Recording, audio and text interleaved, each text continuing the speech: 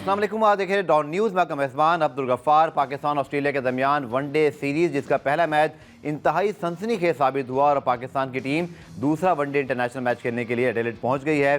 Pakistan team में क्या तब्दीलियां हो सकती हैं। दूसरा एक बड़ा इंटरेस्टिंग फेज़ है पाकिस्तान क्रिकेट का, चूँकि रिसेंटली पाकिस्तान के कप्तान चेंज हुए, सिलेक्शन कमेटी चेंज हुई, कोच तब्दील हुए, लेकिन खिलाड़ियों की कारकर्दगी बहरहाल बहुत हौसला अफजा है, चूँकि आखिरी दोनों टेस्ट मैच जीते और उसके बाद पाकिस्तान ने पहले वनडे इंटरनेशनल मैच में जिस तरह फाइट की, ना सिर्फ पाकिस्तानी फैंस बल्कि मैं इंडिया में, जो कि आपको पता है आजकल यूट्यूब का दौर है और पाकिस्तान इंडिया के मैचेस हो रहे होते, दूसरे को सुना जाता है, तो बहुत तारीफ़ की जा रही कि पाकिस्तान ने जिस तरह वहाँ पर 204 रन के हदफ के ताक़ुब में भी बड़ी जान लड़ाई और एक बहुत अच्छा क्रिकेट मैच देखने को मिला। आज के शो में पाकिस्तान की इसी तमाम जो प्रोग्रेस है, आने वाले जो 2 वनडे इंटरनेशनल मैचेस हैं, फिर 3 T20 मैचेस हैं और फिर इस वक्त चैंपियंस ट्रॉफी के हवाले से गद्दाफी स्टेडियम और नेशनल स्टेडियम में जो इस वक्त तदीनो आराइन चल रही है, उसके ऊपर भी ज़रूर बात करेंगे कि रेनोवेशन का काम कब तक जारी रहेगा और फिर इसमें ICC का वक्त भी 9-10 तारीख को आना है, तो उसके हवाले से क्या अपडेट है ये भी आपको बताएंगे। पाकिस्तान ऑस्ट्रेलिया वनडे सीरीज़, जो कि हमेशा ही पाकिस्तान का जो ऑस्ट्रेलिया का दौरा है बड़ा ही मुश्किल होता है, लेकिन पहले वनडे में जो पाकिस्तान टीम की परफॉर्मेंस थी, ना सिर्फ उसमें बॉलर्स की परफॉर्मेंस बल्कि अगर हम देखें तो बाबर आजम की जो बहुत छोटी इनिंग थी 37 की, लेकिन उसमें वो बड़े कंफर्टेबल दिखाई दिए। रिजवान भी बैटिंग के साथ साथ कैप्टनसी में अच्छा करते दिखाई दिए और फिर जो डेब्यूटेंट थे पाकिस्तान के, जिसमें स्पेशली इरफान की बात मैं करूँगा, तो बहुत कंपैटिटिव नज़र आए, लेकिन पाकिस्तान के टॉप ऑर्डर में बहुत बड़ा प्रॉब्लम है। इसको कैसे ठीक किया जा सकता है और ये सीरीज़ आगे चल के क्या रुख इख्तियार करेगी, इसमें हम बात करेंगे। Senior sports journalist Alia Rashid साहिबा ने हमें ज्वाइन किया, उसकी तरह हमारे नुमाइंदे गुलाम मुर्तज़ा ने भी हमें लाहौर से ज्वाइन किया। लेकिन पहले मैं बात करूँगा आलिया रशीद साहिबा से। आलिया, बहुत शुक्रिया ज्वाइन करने के लिए। मतलब बहुत मुश्किल लग रहा था जब पाकिस्तान मुल्तान का वो पहला टेस्ट आ रहा, जहाँ 800 रन बन गए थे, लेकिन उसके बाद माशाल्लाह दोनों टेस्ट मैच जीते। ऑस्ट्रेलिया पहुंचे तो लोग कह रहे थे जी पाकिस्तान का कोई चांस नहीं है, T20 में देखा जाएगा, वनडे में तो शायद पाकिस्तान का कोई चांस नहीं है, लेकिन अब बहुत जीत के करीब आकर हार गए। आई थिंक इस चीज़ ने लड़कों को भी बहुत मोटिवेट किया होगा, फैंस भी मोटिवेट हुए हैं और आगे के लिए हम अच्छी उम्मीद कर सकते हैं आलिया कि ये टीम अगले दोनों मैचेस में भी इसी तरह परफॉर्मेंस दे, बल्कि अगर मैच जीतने में कामयाब हो जाए तो क्या ही बात होगी। देखिए, बहुत शुक्रिया गफ्फार। बात यह है कि स्पोर्ट्स जो है वो बगैर चैलेंजेस के कुछ भी नहीं है और उसमें जो फाइटिंग स्पिरिट होती है, अगर वो कोई टीम लैक करती है और वो पहले से हार मान लेती है मुश्किल कंडीशंस देख के, तो उसको तो फिर इंटरनेशनल टीम्स में नहीं शुमार करना चाहिए। मेरा नहीं ख्याल कि पाकिस्तान टीम ऐसी है और ना ही आपने पहले मैच में भी जो वनडे इंटरनेशनल में देखा कि जिस तरह से कमबैक करने की कोशिश की, वो आपको वो स्पिरिट नजर आ रही थी कि वो फाइट करना चाह रहे हैं और यकीनी तौर पे रिजवान की कप्तानी बहुत अच्छी रही और मैं हमेशा से ये कहती रही हूँ कि रिजवान जो है वो एक बॉन्ड लीडर हैं और वो टैक्टिकली भी जरा श्रूड आदमी है, तो ये उनका एक बड़ा प्लस पॉइंट है जो हमने पहले मैच में भी देखा कि उन्होंने जो फील्डिंग सेट की थी और जिस तरह अपने बॉलिंग चेंजेस को इस्तेमाल किया, उससे वो काफी बेहतर नजर आए एज ए कैप्टन। जहां तक अब बात ये है कि हमें आगे मैचेस जीतने चाहिए, पहली बात तो ये देखें कि हम नेक्स्ट मैच एडिलेड में खेलने जा रहे हैं। हिस्टोरिकली वहाँ पे बैटिंग के लिए पिच जो है वो साजगार होती है और ड्रॉप इन पिचेस हैं वैसे, और ग्राउंड का शेप ऐसा है कि यहाँ पे छक्के स्ट्रेट जो हैं वो कम लगते हैं, मगर स्क्वायर ऑफ द विकेट ज्यादा शॉट्स जो हैं वो खेले जाते हैं। तो मुझे ऐसा लगता है कि पाकिस्तान की टीम को जो वो एंग्जाइटी और जो प्रेशर था वो पहले मैच के बाद आई होप कि वो ओवर हो गया होगा और हमारे जो ओपनर्स हैं खास तौर पे, क्योंकि उनकी बहुत ज्यादा अंडर रेडार आ रहे हैं वो कि उनकी परफॉर्मेंस जो है वो उस तरह से नहीं हो पा रही, तो हमें ये उम्मीद करनी चाहिए कि पाकिस्तान ने जो गलतियां इस पहले मैच में की हैं वो उसको वहां पे ना दोहराया जाए। और एक चीज जो मुझे टीम की मैनेजमेंट के हिसाब से नहीं समझ आती कि भाई आपने साइम को पिक क्यों किया है अगर आप उसको नेचुरल गेम नहीं खेलने दे रहे। अगर वो आउट भी हो जाता है तो कोई फर्क नहीं पड़ता, मगर स्कोर करके, यानी कि हमें अपनी थोड़ी सी अप्रोच को चेंज करना पड़ेगा। अगर ऐसा नहीं करना तो फिर इमामुल हक और शान मसूद में क्या प्रॉब्लम थी, तो ज्यादा बेहतर थे वनडे क्रिकेट के प्लेयर। तो ये थोड़ा सा जो गेम प्लान होता है उसके हवाले से मैं ये बात कर रही हूँ कि साइम को अगर हमने लिया है तो साइम को उनके नेचुरल गेम की वजह से वो अलाउंस दिया जाए और उनके इर्द गिर्द दूसरे प्लेयर्स जो हैं वो इनिंग्स बनाने वाले खेलें जो तरीका होता है। तो क्योंकि देखिए हम तालियां फिर भी नहीं बजा सकते गफ्फार, उसकी वजह यह है कि मैच हारे हैं और एक ऐसा मैच हारे हैं जहाँ पे बेशक हमारे बॉलर्स ने बहुत अच्छी परफॉर्मेंस दी, बड़ा थ्रिल पैदा किया और बड़ा मजा आया उस टाइम पे जब विकेटें गिर रही थी। जी जी। मगर टेल एंडर्स को आउट ना करना और अनडिसिप्लिन किस्म की बॉलिंग करना जो है, ये एक बहुत बड़ा मसला है। 21 एक्स्ट्राज देना कोई आसान चीज नहीं है, बिल्कुल ये ठीक। कम नहीं है, बहुत बड़ी तादाद है ये एक्स्ट्राज की, which is not a good signal. तो हमारे जो बॉलर्स हैं उनको थोड़ा सा देखना होगा, हमारे जो बॉलिंग कोच हैं उनको देखना होगा कि आप मुसलसल जो है शॉर्ट पिचेस करवाए जा रहे हैं, पीछे बॉलिंग कर रहे हैं, वाइड्स हो रही हैं, तो थोड़ा सा उसके ऊपर कंट्रोल करने के लिए हम उसको दिमाग से कंट्रोल करना पड़ता है बेसिकली।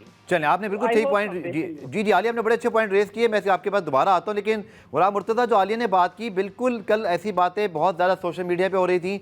मेरा अपना भी ये ख्याल है कि देखें, फ़खर ज़मान का मामला अब तक समझ नहीं आता। आपको याद है जब प्रेस कॉन्फ्रेंस, जब प्रेस रिलीज आई तो उसमें कुछ लिखा नहीं था। देखिए, मोहसिन नकवी साहब ने बाद में कराची में हिंट दिया कि वो ट्वीट का मामला था, साथ साथ परफॉर्मेंस करता है। रिजवान कहते जी मेरे हाथ में कुछ नहीं है, बट लोग उनको याद कर रहे हैं कि वो एक ऐसे इम्पैक्ट प्लेयर हैं जो ना सिर्फ पाकिस्तानी फैंस बल्कि इंटरनेशनल फैंस भी उनको देखना चाहते हैं। इमामुल हक की अगर आप एवरेज देखें, ठीक है, स्ट्राइक रेट के ऊपर आप क्वेश्चन कर सकते हैं, लेकिन दुनिया का हर प्लेयर हर एक जैसे स्ट्राइक रेट से नहीं खेलता है। इमाम बहुत कंसिस्टेंट रहे हैं। और अब्दुल्ला शफीक, साइम, अगर आप इनको देखें, या अभी हसीब का डेब्यू अगर डायरेक्ट आप ऑस्ट्रेलिया में कराने का इरादा रखते हैं या उसको डायरेक्ट उसको भी वहीं खिलाना चाहते हैं, तो लोग तो अभी सही सवाल उठा रहे हैं ना गुलाम मुर्तज़ा के इमामुल हक और फ़खर ज़मान तो अच्छे खासे आपका टॉप 3 जो था बाबर आजम समेत, ये दुनिया के बेहतरीन टॉप 3 में था, लेकिन फिर समझ नहीं आई। खासतौर पर अगर मैं आपसे पूछूँ गुलाम मुर्तज़ा, इमामुल हक क्यों टीम में नहीं है? पहले टेस्ट में अचानक से गायब, उनके आप स्ट्राइक रेट का इशू, टेस्ट में कैसे स्ट्राइक रेट कहीं आ सकता है, और हमारे पास कौन सा कोई एडम गिलक्रिस्ट खेल रहा है ऊपर, और फिर यहाँ पे भी वो नज़र नहीं आ रहे। अंदर की खबर क्या है गुलाम मुर्तज़ा?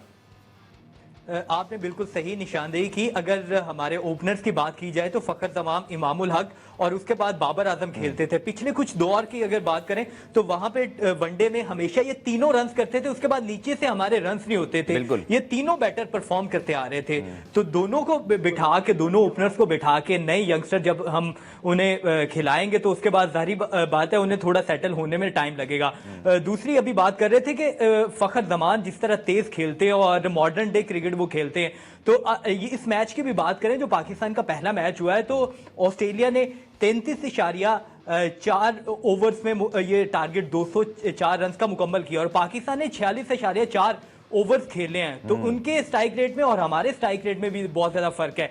ये भी हमें देखना है कि हमने हमारे बैटर की स्ट्राइक रेट के साथ खेले, हमने चैंपियन ट्रॉफी में जाना है। और ये भी गुलाम मुर्तज़ा, कतई कलामी इमामुल हक के हवाले से आपके पास सारी हेड नहीं है, मिचेल मार्श नहीं।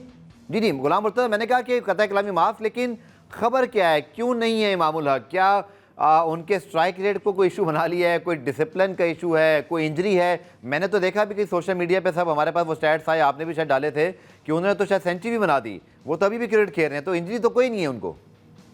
जी, फर्स्ट क्लास में उन्होंने 150 से ज्यादा रन्स किए हैं। अभी जो पहला मैच उन्होंने खेला है, तो पाकिस्तान क्रिकेट बोर्ड ने स्ट्राइक रेट का भी मसला था और दूसरा उनकी परफॉर्मेंस को बुनियाद बना के उन्हें ड्रॉप किया था। ये पाकिस्तान क्रिकेट बोर्ड के जो सिलेक्टर्स हैं और दीगर जो मैनेजमेंट है, उन्होंने कहा कि हमारे प्लान्स में साइम अयूब शामिल है, क्योंकि साइम अयूब तेज खेलते हैं, मॉडर्न डे क्रिकेट खेलते हैं। तो ये सिलेक्शन कमेटी की जानिब से कहा गया था। लेकिन इमामुल हक की जो एवरेज देखी जाए 50 से ऊपर की एवरेज है, कंसिस्टेंट वो रन्स करते हैं। उसके बाद फ़खर ज़मान है, फ़खर ज़मान को तो पाकिस्तान क्रिकेट बोर्ड ने बाकायदा तौर पे कह दिया कि उनकी फिटनेस नहीं थी, फिटनेस टेस्ट 2 दफ़ा उन्होंने पास नहीं किया, ट्वीट का मसला था, तो उसके मुतालिक तो उन्होंने बाकायदा तौर पे कह दिया। लेकिन जो पाकिस्तान गुलाम मुर्तज़ा, इससे पहले कि मैं आलिया रशीद साहिबा के पास जाऊं, मुझे बताइएगा कि चूंकि आप लाहौर में थे, ज़्यादातर टेस्ट वहाँ लाहौर मुल्तान में होते रहे, आपको ज़्यादा खबरें हैं, आज तक पीसीबी ने वैसे पब्लिक नहीं किए। मैं आलिया से भी सवाल करूँगा, लेकिन पहले क्विकली आप मुझे बताइएगा, क्या जितने क्रिकेटर जिम्बाब्वे के लिए और ऑस्ट्रेलिया के लिए सिलेक्ट हुए हैं, क्या सबकी फिटनेस जो है वो फ़खर ज़मान से अच्छी है? सबकी? जी गुलाम मुर्तज़ा। जी, फिटनेस के हवाले से कंप्रोमाइज तो नुमान अली पे भी किया गया था, और भी कुछ प्लेयर्स हैं जिनकी फिटनेस के ऊपर कंप्रोमाइज किया गया था और कहा गया था कि ये अपनी रनिंग जो है वो बेहतर कर लें, जो 8 मिनट में 2 किलोमीटर की रनिंग है वो बेहतर कर लें, तो उनको भी टाइम दिया गया था। इवन कि आप सेंट्रल कॉन्ट्रैक्ट में देखें, नुमान अली का बाकायदा तौर पर लिखा गया कि अगर वो अपनी फिटनेस बेहतर करेंगे तो वो सेंट्रल कॉन्ट्रैक्ट के हकदार रहेंगे, नहीं तो वो भी ड्रॉप हो जाएंगे। तो इसलिए पाकिस्तान क्रिकेट बोर्ड को सबके साथ एक जैसा सलूक करना चाहिए, आया कि वो फ़खर ज़मान हो, नुमान अली हो, कोई भी प्लेयर हो। बिल्कुल ठीक है। आलिया, बहुत कम ऐसा होता है कि दुनिया की टीमें ऑस्ट्रेलिया जाके डेब्यू कराएं। अब देखें ना, हमने इरफान नियाजी, साइम अयूब और यहाँ तक कि कामरान गुलाम का भी एक मैच जो है कंकशन रिप्लेसमेंट पे वो खेले हुए हैं, उनका भी वर्चुअली कल डेब्यू ही था। और मतलब ये अच्छा आइडिया था आलिया कि आप 3-3 बैट्समैनों के डेब्यू ऑस्ट्रेलिया कराएं, बजाय इसके कि आप अभी चैंपियंस ट्रॉफी सर पे खड़ी है तो आपके जो एक्सपीरियंस प्लेयर्स हैं उनको वहाँ ट्राई आउट करते या उनको कॉन्फिडेंस देते। अब होगा शायद ये कि ना तो वो ट्राई आउट हो पाएंगे, ना उनको मैच प्रैक्टिस होगी। और आपने देख ही लिया, मतलब अल्लाह करे अब्दुल्ला शफीक कुछ अच्छा करें, साइम अयूब या बाकी हमारे कामरान गुलाम, लेकिन क्लियरली जो बाउंस है, आलिया आपने बहुत अच्छे तरीके से मैच देखा होगा, आई एम श्योर आप भी बहुत क्लोजली मैच देखती हैं। बाकायदा आप कह सकते हैं कि देवर स्ट्रगलिंग, वो बाउंस उनको खेलना नहीं आ रहा था। अच्छा, अब ये बताइए कि अगर बाउंस उनको खेलना नहीं आ रहा था तो इसमें किसका कसूर है? हम देखें ना, इतने सालों से हम डेड पिचेस बनाते रहे, बैटिंग ट्रैक्स बनाते रहे। हालांकि ये जो हमने टेस्ट मैचेस में अभी जो जीत हासिल की इंग्लैंड के खिलाफ, जी जी, और जो आकिब को जिसका क्रेडिट दिया जा रहा है, इससे पहले, बहुत पहले, 20, 25, 30 साल पहले ये सारी क्रिकेट जो है वो इसी तरह मोस्टली ऐसी ही पिचेस पे होती थी। तो हम हर वक्त कहते थे कि ये स्पिनर्स को जितवा के और फिर उसके बाद जो है हम फास्ट बॉलर्स हमारे इसीलिए नहीं डेवलप हो पा रहे और मुश्किल होती थी और फिर रिवर्स स्विंग आई इसी वजह से। कहने का मकसद है कि अगर आपके पास टर्निंग ट्रैक्स बन सकते हैं तो आपके पास बाउंस वाली पिचेस भी बन सकती हैं। आप आ जाएं यहाँ इस्लामाबाद आके देख लें कि यहाँ पे पिचेस ऐसी हैं कि नहीं है। बिल्कुल बनी हुई हैं। बात सिर्फ ये है कि हमने ये तय करना है कि हमारी पॉलिसीज क्या हैं। अभी आप जो सवाल आपने मुझसे फेंका है, इसका जवाब ये है कि हमारे जो 8 ओवर्स होते हैं वो आप सेना कंट्रीज में ज्यादा क्यों नहीं रखते। हमारा इंटरनेशनल डिपार्टमेंट जो है वो श्रीलंका भी, हुरैरा भी जा रहे हैं, मोहम्मद वसीम जूनियर भी मैंने आपकी खबर में सुना कि वो फिट हो गए हैं, वो भी जा रहे हैं। जी जी, बहुत अच्छी बात है, लेकिन एट द सेम टाइम हमारे ज्यादा उन कंट्रीज में होना चाहिए जहाँ का एक्सपोजर हमें कम है या जहाँ हमें जाके मुश्किल होती है, जहाँ एक्स्ट्रा बाउंस होता है, ऑस्ट्रेलिया, न्यूजीलैंड वगैरह में।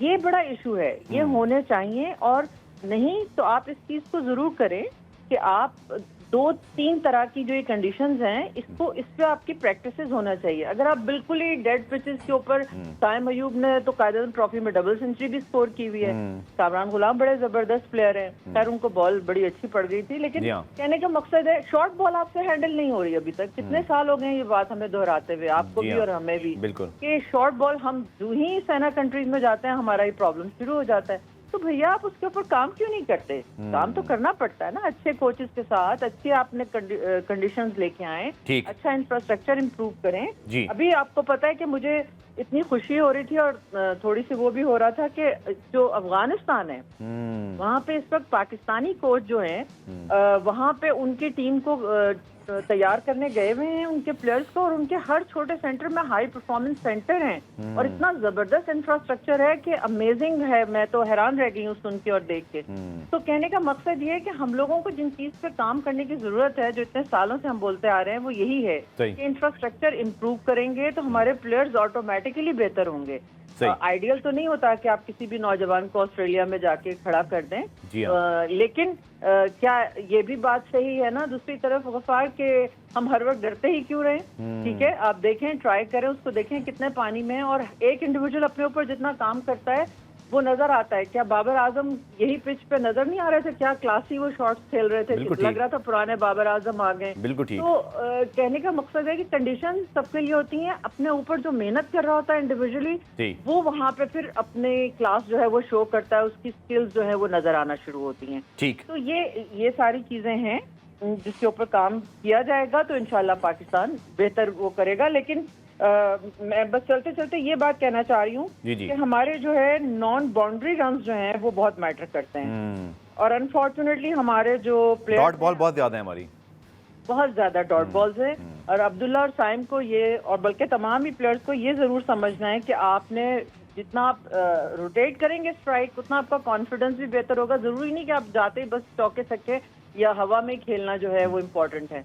और शॉर्ट बॉल को हैंडल करना जो है ये बहुत सीरियस मैटर है। चलिए पुरानी ब्रेक लेते हैं आलिया, ब्रेक से वापस आऊंगा तो एक सवाल मेरा आपसे रह गया था कि वो जो इमाम वाला मामला है, तो क्या हमने अगर उनको खिलाना है चैंपियंस ट्रॉफी में तो क्या फिर यहाँ नहीं होना चाहिए था, या हमने नए लड़कों को खिलाना है तो क्या इतना टाइम है कि वो सेट हो पाएंगे? इसके ऊपर सिर्फ ज़्यादा बहस इसलिए करनी है कि यही वो एरिया नज़र आ रहा है जिसमें हम स्ट्रगल कर रहे हैं, नज़र आ रहा है कि इसमें हमें कुछ डिसीजन मेकिंग करनी है। बाकी चीज़ें शायद हमारी जैसे मिड ऑर्डर है, हमारे ऑलराउंडर हैं, हमारे फास्ट बॉलर, या यहाँ तक कि स्पिनर्स में मुझे लगता है स्पार्क है अगर वो खेलें, लेकिन ये टॉप ऑर्डर का मसला हमें कैसे हल करना है, क्लैरिटी के साथ आलिया और गुलाम मुर्तज़ा से डिस्कस करेंगे शॉर्ट कमर्शियल ब्रेक के बाद।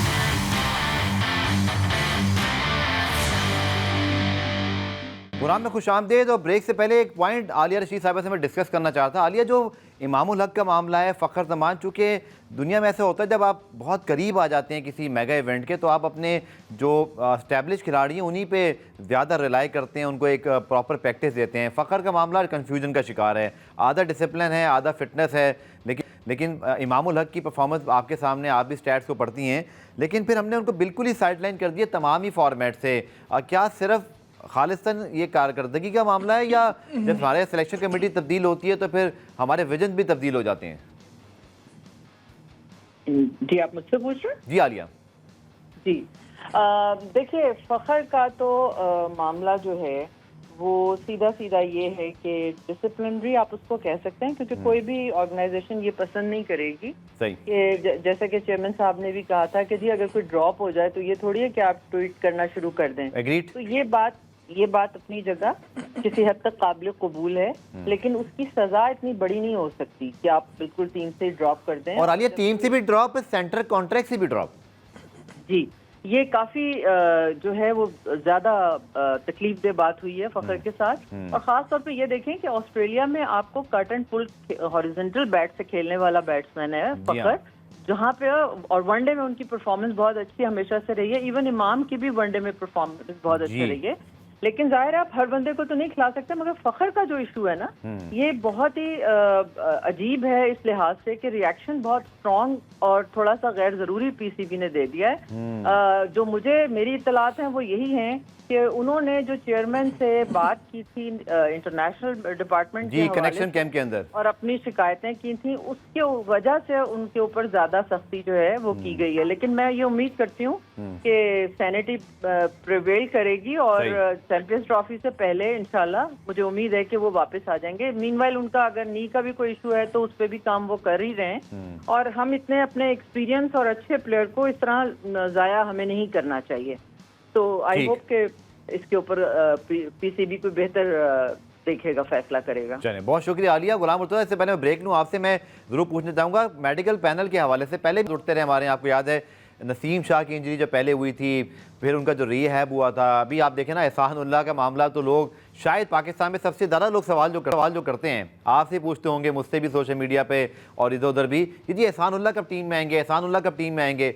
नसीम शाह को फिर क्रैम्प्स हो गए, चले वो चाहे छोटे क्रैम्प्स से बड़े, लेकिन आप नहीं समझते गुलाम मुर्तज़ा कि हमारे ही फास्ट बॉलर वर्ल्ड कप के फाइनल में भी इंजर्ड हो जाते हैं, यहाँ भी इंजर्ड हो जाते हैं। मैंने दुनिया में अब ये पैटर्न नहीं देखा। लड़के सुपर फिट हैं, वो एक्स्ट्रा सुपर फिट हैं, ये नौबत ही नहीं आती कि उनको कोई क्रैम्प्स आएँ या वो ग्राउंड से लिम्प आउट करके जाएँ। ये अच्छा नहीं लगा उस दिन भी देखकर। जी, पाकिस्तान के जो फास्ट बॉलर खासकर उन्हें अपनी फिटनेस के ऊपर तवज्जो देने की ज़रूरत है, क्योंकि वो खुद क्रिकेटर हैं और अगर लंबी क्रिकेट नहीं खेलेंगे, उनकी फिटनेस उस लेवल की नहीं होगी तो हमेशा से वो इंजरी का शिकार रहेंगे। तो इसलिए उन्हें लंबी क्रिकेट खेलने की ज़रूरत है। 4 डे वो खेलें, फर्स्ट क्लास खेलें, वनडे ज़्यादा से ज़्यादा खेलें। 4 ओवर के लिए फिटनेस नहीं होनी चाहिए। अब हमारे जो बॉलर्स हैं उनको अपनी फिटनेस के ऊपर खुद भी तवज्जो देने की ज़रूरत है, क्योंकि उन्होंने पाकिस्तान को रिप्रेजेंट करना है, उन्होंने उनका फ्यूचर है। और पाकिस्तान क्रिकेट बोर्ड के गुज़िश्ता अदवार में आपने भी देखा है कि कुछ मसाइल भी रहे हैं कि हमारा मेडिकल पैनल उस तरह लड़कों को लोगों को निकाला गया, कभी लाया गया, दोनों काम होते रहे। जी बिल्कुल ऐसा ही होता रहा कि एहसानुल्लाह की इंजरी हुई, उसके बाद डॉक्टर की जिम्मेदारी थी कि वो बेहतर अंदाज से उनका इलाज करवाते, लेकिन उनका इलाज बेहतर नहीं हुआ, वो दोबारा से अनफिट हुए और दोबारा से अनफिट होने के बाद अभी वो लंबे अरसे तक अनफिट ही है। और 150 से ज्यादा पेस पे बॉल करने वाला हमारा एक अच्छा बॉलर जो वो पाकिस्तान को अभी तक दस्तयाब नहीं, जब वो वापस आएंगे पता नहीं वो उस पेस के साथ बिल्कुल ठीक आपने बिल्कुल ठीक खदशे का इज़हार किया गुलाम मुर्तज़ा, क्योंकि नसीम शाह और शाहीन शाफिदी भी उनकी वापसी हुई है, they are not super fit. ऐसे लगता है जैसे वो अपना प्राइम जो है ना उसको वापस नहीं ला सके हैं। तो ये बहुत बड़ा सवाल निशान है, इसको फर्दर डिस्कस करेंगे गुलाम मुर्तज़ा के साथ साथ हमें साबिक टेस्ट क्रिकेटर रुकन सिलेक्शन कमेटी तौसीफ अहमद साहब ज्वाइन करेंगे। पाकिस्तान के ऑस्ट्रेलिया के दरमियान दूसरा वनडे और पाकिस्तानी खिलाड़ियों की फिटनेस और टॉप ऑर्डर पर उनसे भी गुफ्तगू का सिलसिला जारी रखेंगे।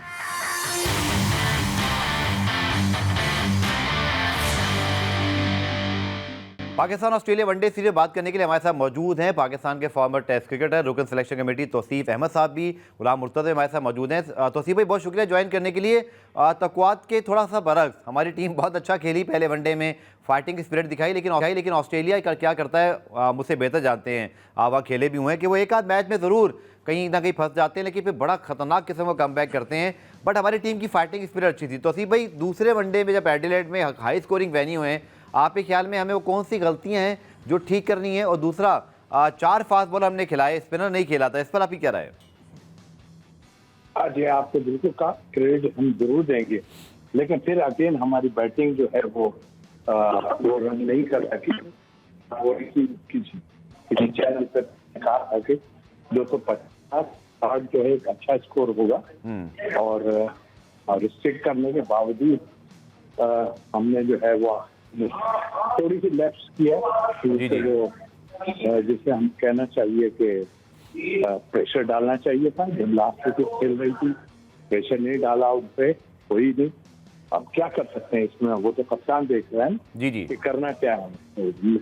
मेरे ख्याल से तो प्रेशर उस वक्त डालते तो उन्होंने मार देना। फिर आपने बाबर से बॉलिंग ही नहीं कराई आगा से, जी आगा से, और उसको करते। देखिए टेल खेल रही थी, ठीक है, उसका कप्तान ने बड़ी अच्छी इनिंग उन पे खेली जरूर है, और उसके अलावा अगर हम देखें तो उन्होंने, मेरा ख्याल है कि अगर प्रेशर उस वक्त वो डालते तो कोई चांस था। भारत खेले बहुत अच्छा, मगर वही आपकी बात कि ऑस्ट्रेलिया बार बार चांस नहीं देगी इस तरह आपको क्लोज आने का।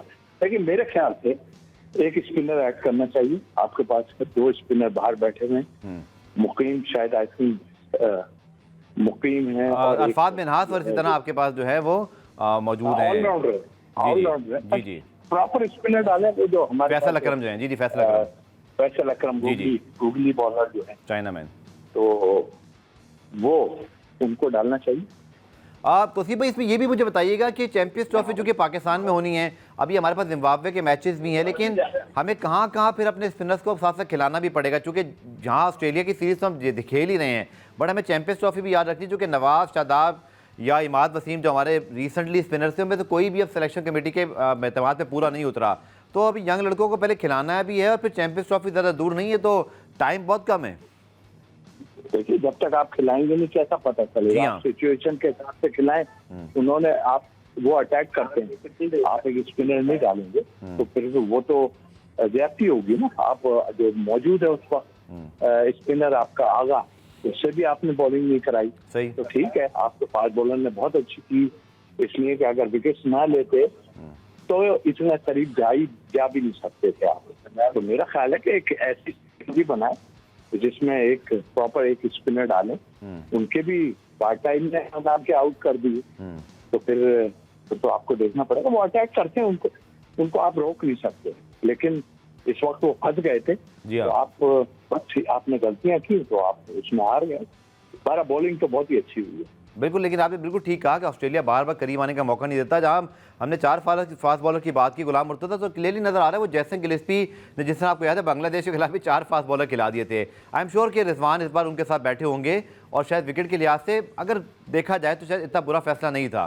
तो असीफ भाई ने बिल्कुल ठीक कहा कि आपके पास 2 ऑप्शन पार्ट टाइम के और सलमान अली का मौजूद हैं, लेकिन खुद जैसन गिलेस्पी कब तक है, क्विकली बता दीजिएगा, चूंकि हमारे यहाँ ये भी तो बड़ा मसला है ना कि एक कोच दूसरा कोच और फिर इसी तरह प्लान चेंज होते हैं। गुलाम मुर्तज़ा जी, पाकिस्तान क्रिकेट बोर्ड ने जो प्रेस रिलीज भेजी थी, जो कहा था वो दौरा ऑस्ट्रेलिया के लिए उन्हें वाइट बॉल में कोच मुकर्रर किया है। रेड बॉल के तो वो कोच हैं, लेकिन उसके बाद अभी भी देखना है, क्योंकि उनके भी मसाइल थे पाकिस्तान क्रिकेट बोर्ड के साथ।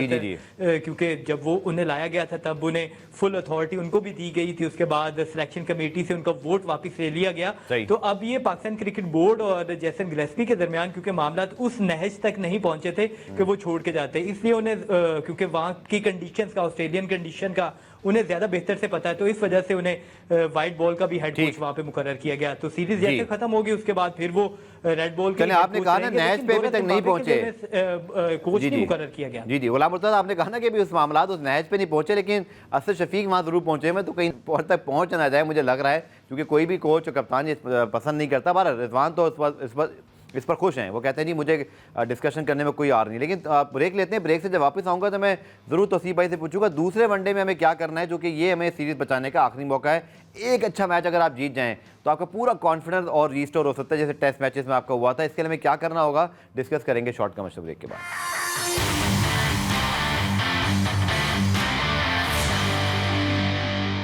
तो जनाब पाकिस्तान ऑस्ट्रेलिया वनडे सीरीज का दूसरा मैच 8 नवंबर को खेला जाएगा। इसमें मजीद बात करेंगे आने वाले प्रोग्राम में, लेकिन एक टॉपिक जिसके ऊपर आप रोज़ कुछ ना कुछ सुनना चाहते हैं, देखना चाहते हैं, वो है जनाब द चैंपियंस ट्रॉफी के लिए कज़ाफ़ी स्टेडियम और नेशनल स्टेडियम कराची की रेनोवेशन। और आज हमारे नुमाइंदे गुलाम मुर्तज़ा हमारे साथ स्टूडियो में मौजूद भी हैं और कुछ देर पहले उन्होंने वहाँ से अपडेट दी कि कज़ाफ़ी स्टेडियम में मजीद जो इस वक्त तज़ीनो और आइश है उसका काम तेज़ कर दिया गया। फ्लड लाइट्स की तरफ अब जो है वो बात चली गई। गुलाम मुर्तज़ा बताइएगा अब इस वक्त मामला किस स्टेज पर है? कुछ हमारे पास फुटेज भी साथ साथ चल रही हैं, लग ये रहा है कि बहुत बड़े पैमाने पर जो है वो रेनोवेशन हो रही है कज़ाफ़ी स्टेडियम की। इस वक्त लेटेस्ट सिचुएशन क्या है और मजीद कितना काम बाकी है? जी, कज़ाफ़ी स्टेडियम तकरीबन पूरा ही नया बनाया जा रहा है, सिर्फ उसकी बाउंड्री वॉल जो है वो पुरानी है। तो कज़ाफ़ी स्टेडियम की मेन बिल्डिंग का तकरीबन 50% से ज़ायद का काम हो चुका है, 2 मंजिलें बन चुकी हैं। उसके अलावा जो पवेलियंस हैं, जो शायकीन के बैठने की जगह है, उसके तकरीबन 264 कॉलम्स बनने हैं, उसमें से तकरीबन 200 के करीब कॉलम्स बन चुके हैं और उसके वहां पे भी सीटें लगाने का उसके बाद काम का सिलसिला शुरू किया जाएगा। तो आज पाकिस्तान क्रिकेट बोर्ड की जो वहां के जो काम कंपनी कर रही है पाकिस्तान क्रिकेट बोर्ड के ज़ेरे एहतमाम, तो उसकी जानिब से बाकायदा तौर पर लाइटें उतार ली गई हैं। जो 6 टावर लगे गए, 6 के टावर्स की लाइट्स उतार ली गई हैं। वहां पे LED लाइट्स लगाई जाएंगी जो जदीद लाइट्स हैं। उसके अलावा जो पाकिस्तान क्रिकेट बोर्ड ने प्लान बनाया है, जो छत है वो उसके ऊपर भी सोलर पैनल लगाए जाएंगे कज़ाफ़ी स्टेडियम के। तो इसलिए जो काम है वो रेनोवेशन का मुकम्मल तौर पे बड़ी तेजी से जारी है और ICC का वक्त दोबारा से कज़ाफ़ी स्टेडियम की रेनोवेशन और कराची स्टेडियम की रेनोवेशन के सिलसिले में 10 और 11 नवंबर को लाहौर और कराची और रावलपिंडी का दौरा करेगा और उसमें तमाम तर जो इंतजामात है वो देखेगा। चैंपियन ट्रॉफी के हवाले से अपग्रेडेशन का जो काम है किस तरह चल रहा है और कितने % वो हो चुका है, वो भी उसकी भी मुकम्मल तौर पे वो आगाही लेने के लिए पाकिस्तान का दोबारा दौरा करेगा। इसके साथ साथ जो कंस्ट्रक्शन कंपनी उनके साथ भी ICC के जो इवेंट मैनेजमेंट है वो लोग राब्ते में हैं और उनकी जानिब से तसल्ली बख्श पाकिस्तान जो काम किया जा रहा है उसे करार दिया जा रहा है। ICC तसल्ली बख्श करार दे चुका है। इसके अलावा विजिट भी हो रहा है, लेकिन असल बात है कि इंडियन टीम के आने के हवाले से ज़रूर कोई इन्फॉर्मेशन जो है वो आनी चाहिए ताकि शेड्यूल की अनाउंसमेंट हो। बहुत शुक्रिया गुलाम मुर्तज़ा। इससे पहले आलिया रशीद साहिबा, तौसीफ अहमद साहब हमारे साथ मौजूद थे, उनका भी शुक्रिया। प्रोग्राम रीप्ले में आज के लिए इतने, कल दोबारा से मुलाकात होगी, तब तक के लिए अल्लाह हाफ़िज़।